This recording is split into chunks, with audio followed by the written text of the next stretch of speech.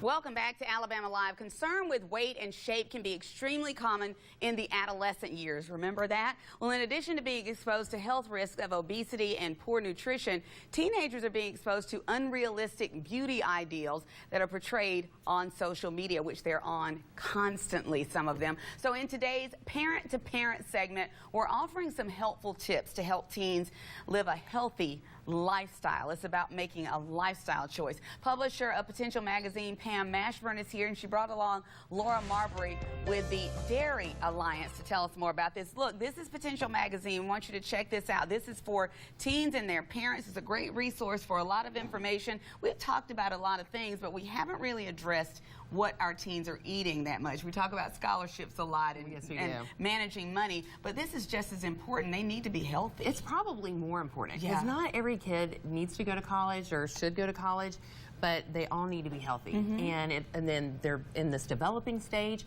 And what was interesting, I was talking to Laura, and one of the statistics says that 66% of teenage girls are dieting.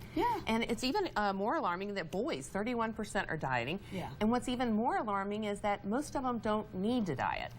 They need to have just an edit on their phone, like all those people that they see, and they think they're looking like that, but they really don't. They're editing these pictures to look like that. But it's just in their heads, some of them, and they want to look like that. And we remember how that was. Even my parents, they had Twiggy back in the day that they were trying to diet down to that. And okay, we're looking old. I'm glad you said your parents. But I remember her, you know, and all the supermodels of the 80s and stuff like that. So we've all had those things that we look to, those magazines and things, even before social media, but they are bombarded with it now. And I know you're seeing some statistics going up as far as what they're seeing and how they're reacting to it. So the weight loss industry is actually a $66 billion industry. Wow. But the crazy thing is that we're not all, I mean, we're still, as a whole, most people are still struggling with weight loss. And so the main important thing to know is you cannot fall for fad diets. Okay, quick fixes, things that cut out whole food groups like keto or paleo that aren't necessarily science-based. Maybe they'll offer a short-term benefit, but in the long term, you're really missing out on nutrients. Like if you're, for example, if you cut out a whole food group like dairy, then you're maybe going to put yourself at risk for osteoporosis because you'll be missing that calcium and vitamin D and those other nutrients that dairy provides. So you have to be really careful about those fad diets. Well, it sounds like you're still talking about that pyramid that we heard so much about. Sure, you just want to go back to basics. In fact, the U.S. News World Report ranked the Mediterranean diet the top diet. And what that is actually a very easy diet to follow. It's kind of like undieting. It's just adding healthy, delicious foods to your plate, like dairy, fresh vegetables and fruits, fish, and healthy oils like olive oil. Dairy, especially Greek yogurt, is really high in protein, so it's a great addition. So don't think about taking things away. Think about adding things to your diet that are really going to benefit you and keep you full and help you to maintain a healthy weight. You know, a lot of times when you talk about things, too, you say the parents are the best example. So, you know, mom and dad, they usually make the menu and buy the groceries. That's right. I know, and I love all these things that Laura had brought in here. And you know, one thing that was interesting to me is she talked about thinking about drinks, because I think especially if you have boys, we're always buying Gatorades and that kind of stuff.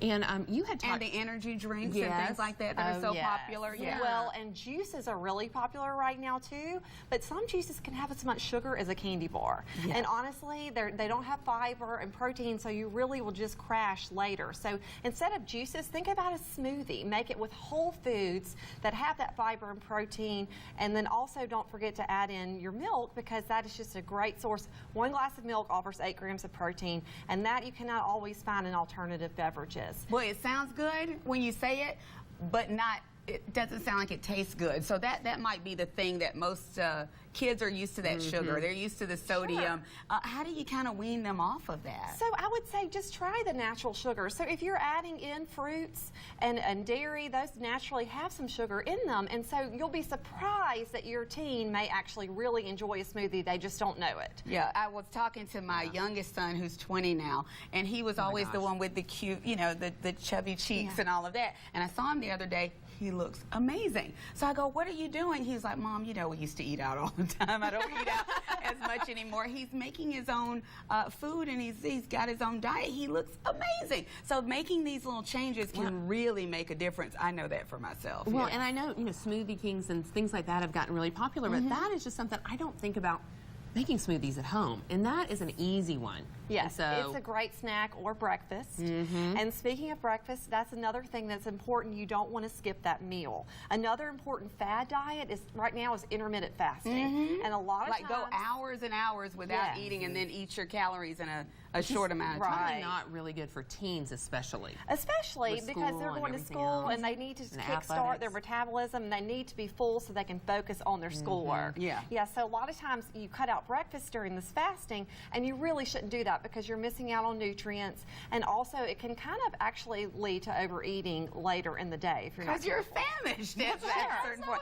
Okay, this is such good information, but you can find this type of thing, including this information, in Potential Magazine. Right. Where can you find these? This is the new one. It's out wherever teens and their parents are. Look at for the schools, and you know, it's pretty much everywhere for now. Yeah. And if you can't find it, potentialmagazine.com. We've got some great recipes from the Dairy Alliance in there, and some great tips. All right, I love this cover. They look so cute. Thank you so much for being here. Good information. Thank you so